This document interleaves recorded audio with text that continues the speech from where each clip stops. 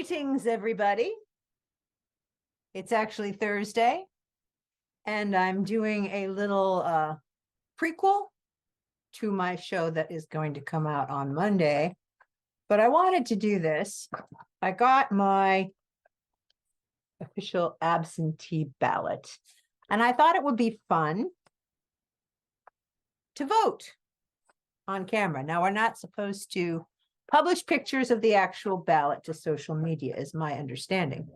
But I don't see anything wrong with reading out what's available and marking it down and doing a running rumination as I do so. So here is the big impressive ballot. Ooh. And it is for November 7th, 2023, the state of Ohio, Summit County, Akron, and here are the instructions.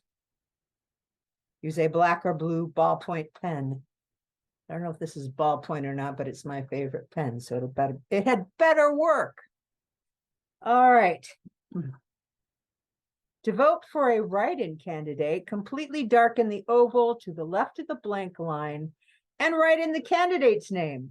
Only votes cast for candidates who filed as write-in candidates can be counted. Oh gosh, I always write in Emma Goldman, but she never filed as a write-in candidate because she was an anarchist and she's dead. Sometimes I do write-in candidates, especially when it's the final balloting and there's only one person who appears on the ballot. I hate that. Why should I vote for someone who doesn't have an opponent? Craziness. Okay, it starts with City of Akron. For the mayor. Now, the person I voted for did not win the Democratic primary. I'm sad because she would have been wonderful. Shamus Malik. See, he's running for mayor, and I really don't know how to pronounce his name yet, which is sad because he's been on city council, and I don't know how to pronounce his name.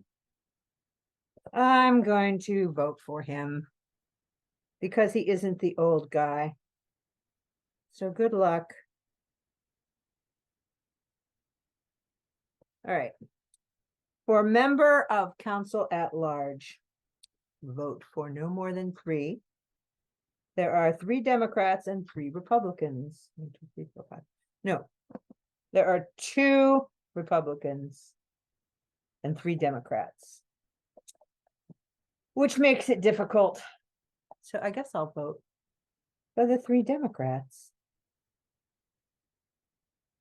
because Republicans don't stand a chance in Akron, and that's good. That's a good thing. All right. Some of these people have been public servants for a long time. All right. For member of council, 9th Ward. Now, this is exciting. I've lived in the 9th Ward since 1999. And I got to tell you, the person representing this ward was a religious Democrat in name only, do nothing. So I am happy to vote for a fresh young person, Tina R. Boyes, who's already done more even for this community, even though she hasn't been elected yet. All right, Akron Municipal Court District. Now, this is the problem. There's only one person in each one. You know what? I usually just don't fill it in because who cares? Horatio cares. Horatio, are you caring? Come here, buddy. Do you want me to vote for Annalisa S. Williams, Horatio? Should I? Come tell me. Oh, here he comes. Horatio, should I vote for? You want to come up? No, you don't. Okay. Annalise S. Williams. David Hamilton, Nicole Walker. Oh, I'm going to leave those blank because there's no one running against them and they'll win anyway. But here's one for 2. Sandra Kurt or Debbie Walsh for clerk of municipal court, Sandra Kurt is the logical choice. She has served this county in many ways. She is one of the first LGBTQ representatives in this county city. All right, now the difficult one, supposedly. School board. Okay. I have not managed to figure out if any of these people are just drooling over the Common Core still and love standardized testing. But I'm going to go with teachers' choices here. Gwen, Bryant, Renee, Molinar, and Barbara Sykes. The Sykes family have represented me well over the years, and I'm sure she will continue to do so. All right, that's all the people. And now our favorite issues. Issue number 1, a self-executing amendment relating to abortion and other reproductive decisions, proposed constitutional amendment. And I gotta say, the negative ads have been pouring out this past week with people trying to get us to imagine babies pulled from the womb and heads cracked, all that awful language that they use. But anyway, I am happy to vote yes for reproductive rights in Ohio. Take that, Mike DeWine, and all of you other Republicans. Fuck you. All right. On the back is another constitutional proposed law. Issue 2, to commercialize, regulate, legalize, and tax the adult use of cannabis. And I say, hell yeah. There have been negative ads from people dressed up as sheriffs and other law enforcement people saying this will be a terrible thing. Oh, yeah, terrible. But I say yes. Yes to the weed. Okay. That's page 2 of 3. All right, one more thing to vote for. Issue 17, which is just for this city county. Proposed tax levy replacement, County of Summit. And this is a replacement of a tax for the Summit County Developmental Disabilities Board, who do wonderful things for people with disabilities. And if anything, they should be getting a lot more money. But I am for this tax levy, and I am proud to support all my friends with disabilities. All right. So I have achieved voting. I have to follow a lot of instructions here about preparing my ballot and my envelope and where I drop it off and what deadline and stuff. The thing that will be of interest is, where do we go once we have made these constitutional changes in Ohio? We will have flummoxed the ruling GOP hierarchy from Supreme Court down, who have been controlling women's bodies, everybody's ability to put in their body what they'd like to put in without harming other people. So is the constitutional attack the way of the future? I know we're going to do one next year on redistricting, because our elected officials screwed it up so royally and could not commit themselves to being fair in any way, shape, or form. So until we can get rid of this overwhelming majority in Ohio of GOP people, we're going to have to stick with these constitutional amendments and assert our rights. So anyway, when you're seeing this, it's Monday. The next day is going to be election day, and we will be so excited to see all of these issues pass. All right, that's it. See you in a bit. Welcome everybody to Dumpster Times, issue 18, voting and other dilemmas. You have just experienced a prequel to today's broadcast. I voted several days ago. So we have voted, we, the collective we here in Ohio, and the citizens will get their will with 51% or more of the vote instead of 60. And that is a relief. There's a lot of work ahead to make Ohio a place where we all want to live, a happy place where kids don't get paddled anymore, or do they? All right, so we are looking at a news story that I had flagged and hadn't yet found time or opportunity to include in the Dumpster Times. It is one that brought a visceral reaction when I read the title. Principal arrested for paddling student hard enough to leave bruises, authorities say. And it's a picture here of Overton High School principal named Jeffrey Darrell Hogg with 2 G's, 59 years old, arrested on Wednesday on assault charge. Yes, as well he should be. A high school principal is accused of paddling a student hard enough to leave lasting bruises. KLTV reports that Overton High School principal Jeffrey Darrell Hogg, 59, was arrested on Wednesday on an assault charge. According to an arrest affidavit, Hogg caused bodily injury to a female student by striking her 3 times with a wooden paddle on August 14th in his office. Not good when you take a girl into your office to paddle.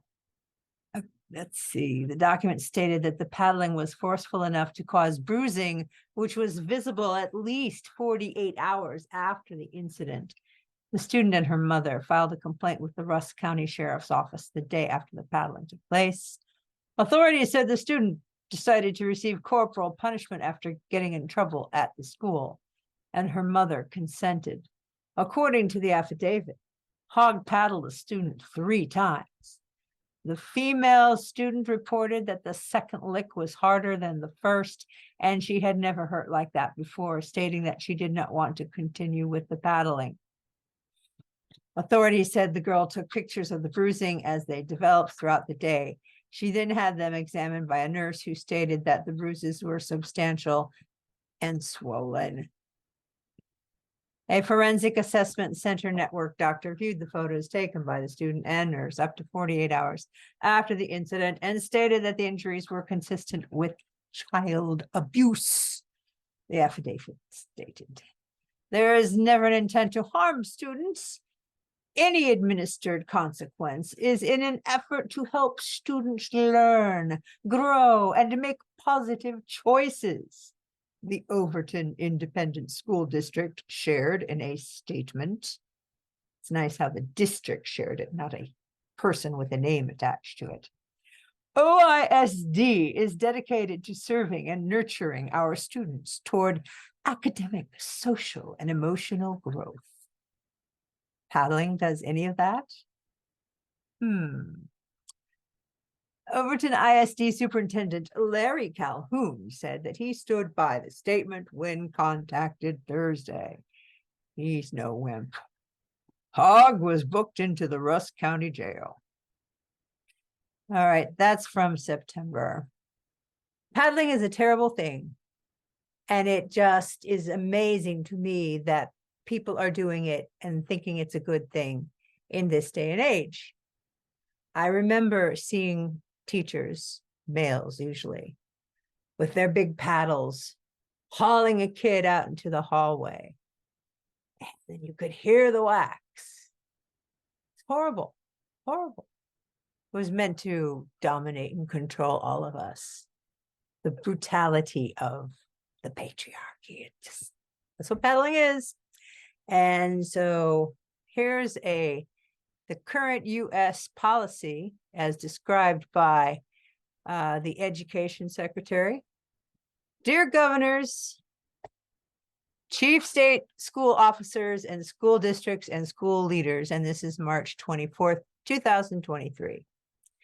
Our nation's schools should make every effort to provide children and youth with safe and supportive environments that protect and enhance their physical, emotional, and mental well-being.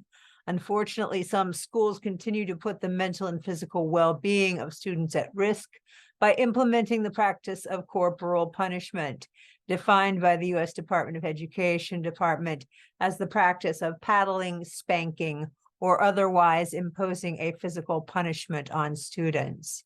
Therefore, if the use of corporal punishment is permitted or practiced in schools and educational settings within your state or district, I urge you to move swiftly toward condemning and eliminating it. Laws in a majority of states and the District of Columbia ban the use of corporal punishment in public schools, and other states have prohibited the use of corporal punishment for students with disabilities. According to the department's civil rights data collection, the number of public school students subjected to corporal punishment declined between 2013-14 to the 2017-18 school years. However, the use of corporal punishment in schools is either expressly allowed or not expressly prohibited in 23 states. Furthermore, researchers have determined that the use of corporal punishment in schools is likely underreported. Corporal punishment can lead to serious physical pain and injury. It is also associated with higher rates of mental health issues, including mood, anxiety, and other personality disorders, drug and alcohol use disorders, higher rates of aggression, antisocial behavior, and other externalizing problems, and lower cognitive ability relating to verbal capacity, brain development, and academic achievement. Corporal punishment also has long-term implications in early childhood development. Research indicates that preschoolers subjected to corporal punishment measure lower on academic achievement and social competence when compared to peers who have not received physical punishment as a means of discipline. Additionally, from a public health and public safety perspective, corporal punishment may impress upon students who are subjected to this practice, directly and indirectly, that violence is an acceptable means of problem solving and conflict resolution, as research shows that this practice is associated with future incidents of domestic violence. And so the cycle continues. The CRDC data also reflects that students of color, boys, and students with disabilities are reported to be disproportionately subjected to corporal punishment. In the 2017-2018 school year, nearly 900 preschool students were subjected to corporal punishment. Boys represented about 81% of all students subjected to corporal punishment, but only account for about 50% of the total public school student population. These disparities are particularly acute for Black students and students who represent more than one of these groups. In states that reported instances of corporal punishment, Black boys were twice as likely as white boys to be subjected to corporal punishment, and Black girls were 4 times as likely as white girls to be subjected to corporal punishment. Man, that is so sick. It's sick that anyone is subjected to corporal punishment. But this data shows you what it's all about. It's about domination. It's about patriarchal control over groups that should be serving you. You are the Lord and Master, and these are your servants. Still, that is the mentality going on here. And the willingness to hit a kid and dominate them, a disabled kid. My gosh, imagine a young Black, autistic, speechless person is going to do things without understanding why it's wrong, and just, oh my God, it's sick. These disparities are particularly acute for Black students and students who represent more than one of these groups. In states that reported instances of corporal punishment, Black boys were twice as likely as white boys to be subjected to corporal punishment, and Black girls were 4 times as likely as white girls to be subjected to corporal punishment. In some states, other student subgroups, such as Native American students, are subject to corporal punishment at disparate rates. The practice of corporal punishment is antithetical to positive child and adolescent development and school safety. Evidence-based strategies such as multi-tiered systems of supports and positive behavioral interventions and supports and other research-backed educational practices are designed to meet students' social, emotional, and mental health needs and improve school climate and safety. Funding under the American Rescue Plan of 2021, the Bipartisan Safer Communities Act, and the Elementary and Secondary Education Act of 1965 can be used to support these evidence-based practices consistent with program requirements.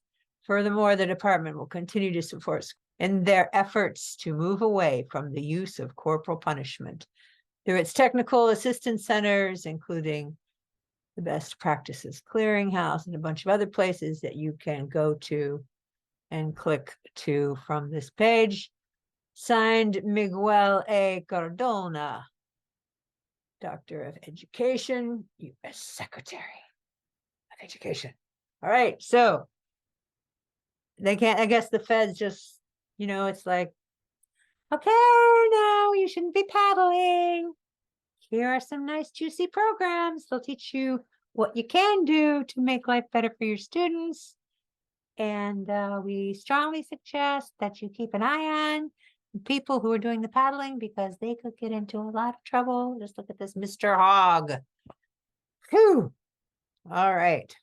Let us move on from one bully beating up on another singular bully to what happens when a whole society, a whole world becomes a world full of bullies who just love to beat up on other nation states and other populations and commit acts of atrocity, commit things like genocide and expunge and exterminate people and push them far away from wherever there's life-sustaining land. Yeah, those kind of bullies. That's what this article brings to mind. This is from publication, the Air Force, something or other. I mean, it is a military, it is part of the industrial military complex. But I just happened upon this story and I thought it was really important. Congressional outcry as U.S. develop new B-61 nuclear gravity bomb. What the fuck is a nuclear gravity bomb? Sounds pretty grave to me. The House Committee on Armed Services leveled criticism at the U.S. nuclear posture after the DoD announcement of a new nuclear gravity bomb. And F-35A Lightning II opens its bomb bay doors and drops a mock B-61-12 at Sandia National Laboratories Tonopah Test Range. So that's what this picture is. Oh, you just, open the door and let gravity take over. Even as the Department of Defense announces the development of a new variant of the B-61 nuclear gravity bomb, the U.S. House Committee on Armed Services has criticized U.S. nuclear policy as running in place against the backdrop of a full-on arms race by Russia and China. Oh my God, here it comes. Everyone, we've got to have more nuclear bombs. The world is going to destroy itself. But who cares? We'll just do it sooner. We need more bombs. Bombs, nuclear bombs. The DoD said in a statement on 27th October that the Department of Energy's National Nuclear Security Administration, NNSA, would produce the B-6113 gravity bomb for delivery by modern aircraft, anticipated to include strategic bombers. The B-6112 was test dropped from an F-35 in December 2020, marking the first release from an internal bomb bay traveling beyond the speed of sound. Oh God, that sounds so sexy. Orgasmic, doesn't it? Damn it. Marking the first release from an internal bomb bay traveling beyond the speed of sound. It was intended to replace all other gravity bombs, including the B-83-1, which I never knew about, and reduce that element of the nuclear stockpile by 50%. Condense, reduce, recycle, yay! The decision to develop a new nuclear gravity bomb appears to be the product of internal political debate in Washington over the substitution of the earlier gravity bomb system, the B-83-1, for a newer weapon. Although the Department of Defense release does not call out the B-83-1, instead noting that the B-61-13 would replace some of the B-61-7s in the current nuclear stockpile. Are you seeing it? You're seeing this great big warehouse, and there's, a pile of them, and there's a sign that says B-61-13 and a barcode, right? Hey, just drive right up and get yourself some nuclear weapons, because we got them. My understanding was that new systems are constantly being developed, and other countries come to the bases to see the current ones being deployed because they're for sale now, since new ones are coming in. So it's like it's the military industrial complex. It's always about creating new systems, bigger, better, more powerful, more potent, whether it's nuclear or spy gear or whatever, constantly buying and selling it. So we must always constantly be feeling that we're in a state of war. And I don't know about you, but I don't like it anymore. I'm fed up with it, and it's time to stop. It's time to totally resist. No more war. So I would call up your representatives and your senators and tell them what you think about all of these bombs. I mean, what the heck is a gravity nuclear bomb? And why do we need more of them?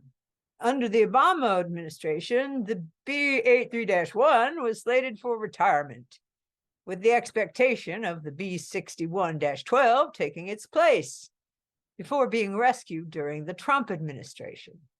Under the Biden presidency, its fate has turned again, with the 2022 Nuclear Posture Review stating that the B-83-1 will be retired due to its increasing limitations and rising maintenance costs.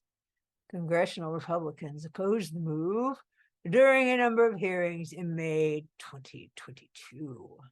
The Department of Defense believes the new B-61-13 would deliver options against some harder and wider area targets and strengthen the deterrence of adversaries and the assurance of allies and partners. Oh, it's all one great big video game, isn't it? And you have allies and targets and weasels and spies and things that blast and beings on the screen that suddenly burst into blood. It's such a wonderful feeling, isn't it, doing that? I wouldn't know. I never play those games. I just don't know what to think. I do know what to think. I know that none of these bombs, whether gravity driven or otherwise, are good for the environment, good for fostering civility and collaboration on planet Earth. And the more weapons that are developed, the more we will be driven to live in fear. And we just got to say, hey, man, I just want to grow my pot out back and have a few chickens, and trade with my neighbors. That's all I want to do.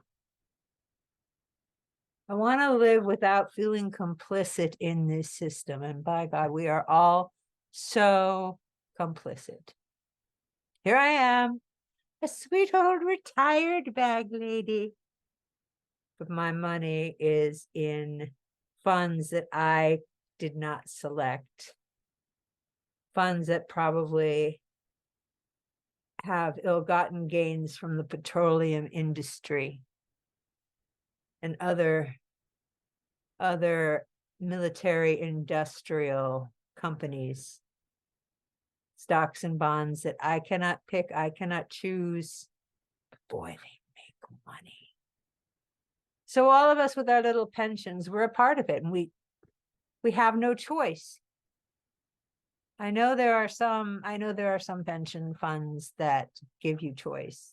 I just didn't. I got stuck into the typical teacher retirement thing that was on offer at the time.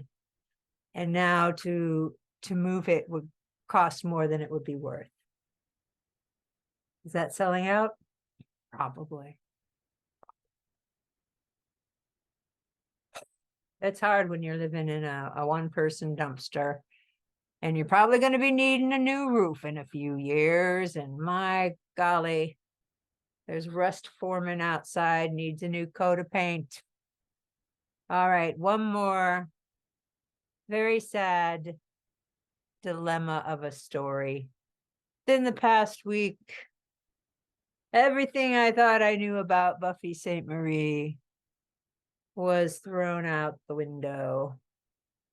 And she appears to be not what she has claimed to be all her life. She's 82 years old. And she is, as they say, Neverindian, a Neverindian from Neverindian land. Oh my gosh, I have her record. I have her greatest hits. The best of. Not greatest hits. It's a Vanguard recording. So it's, she had fantastic musicians on her recording. She wrote great music. I loved her. I really met her through the song Universal Soldier, as sung by Donovan. And when I saw that he didn't write it, though it sounded just like a Donovan song, I looked up Buffy Sainte-Marie, got one of her records, got into her. Yeah, she wrote great stuff. And little did I know.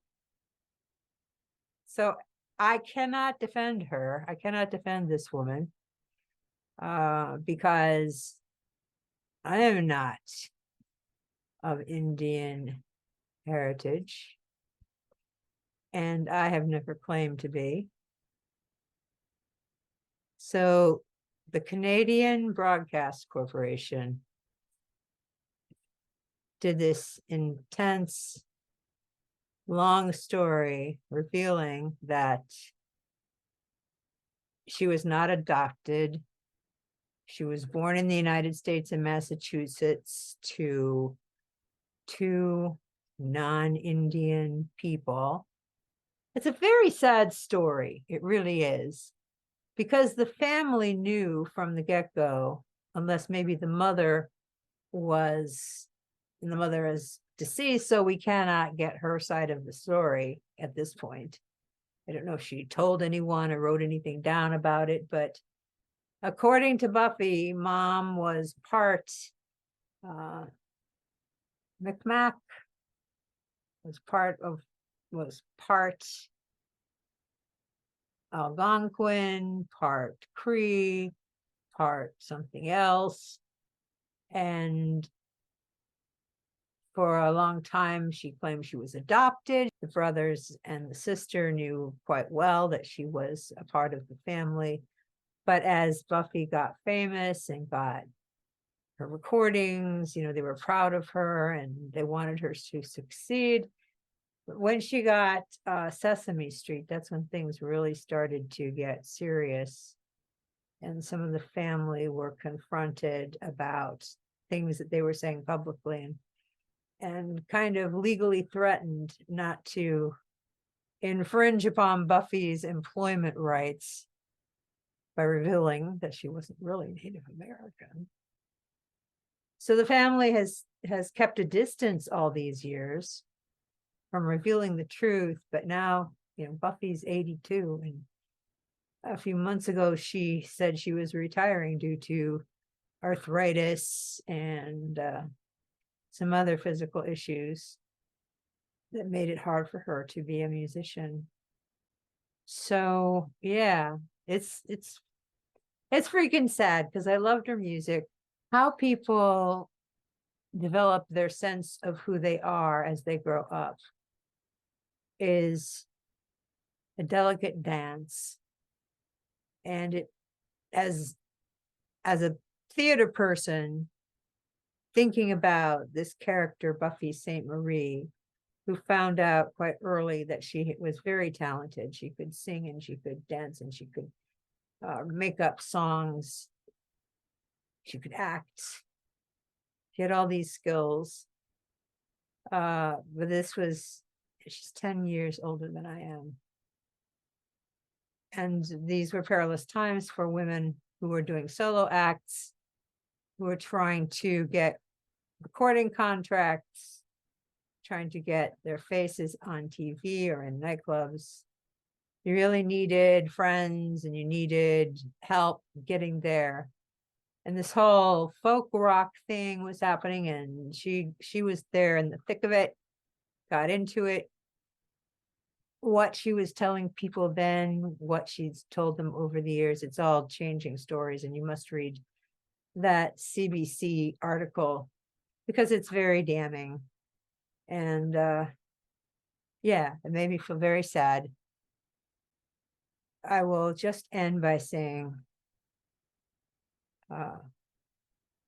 the lyrics that had nothing to do with her being a pretendian. It's from the Universal Soldier. He's the Universal Soldier. He really is to blame. His orders come from far away, no more. They come from here and there, and you and me. And brother, can't you see? This is not the way we put an end to war.